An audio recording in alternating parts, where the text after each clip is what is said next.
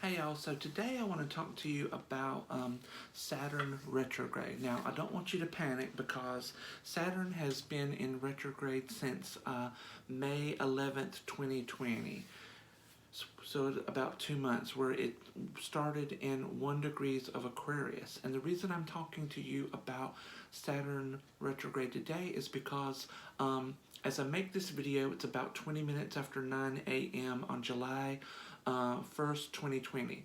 In about 7.5 hours, around 4:39 this afternoon, Saturn will leave Aquarius and move backwards into Capricorn. Now, I was taught that anytime a planet changes signs, it is felt in the world, and therefore it is felt in our individual lives. So, we are going to experience feeling that that shift in energy. And so this video is going to be all about how you can figure out how Saturn retrograde in Capricorn might affect you. So to understand Saturn retrograde, I have to talk to you about what Saturn means and its symbolism in the astrological chart. And whenever I talk about Saturn, I often talk about Saturn in relation to Jupiter. I think of Jupiter and Saturn as a set of parents.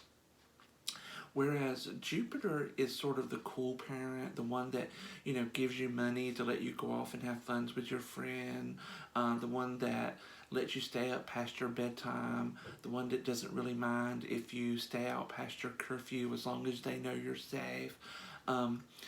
Saturn is the direct opposite of that parent. Saturn is the disciplinarian.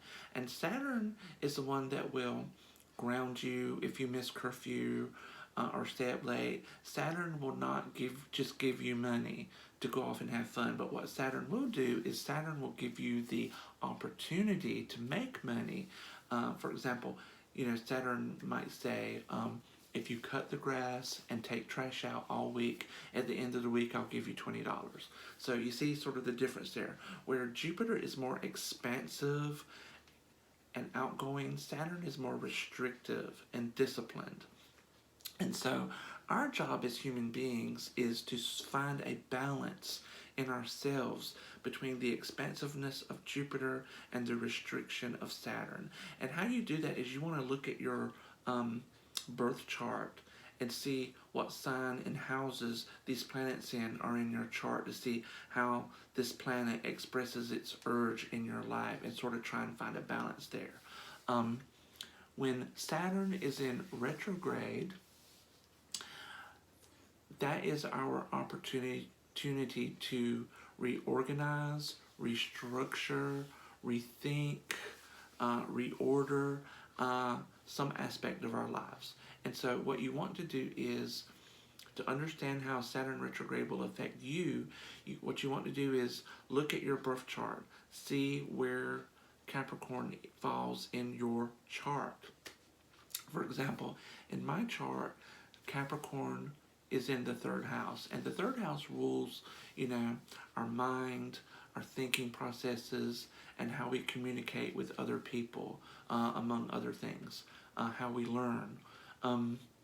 So for me, Saturn retrograde in Capricorn in the 3rd house is going to give me the opportunity to restructure, reorder, reorganize, or rethink how I learn, how I communicate with others, and how I think about myself, and how I think about others, my thought processes, things of that nature.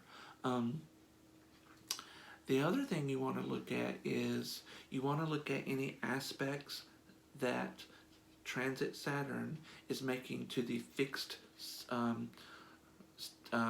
planets in your birth chart. And what I mean by that is, right now all the planets are moving constantly, but your birth chart represents a fixed point in time.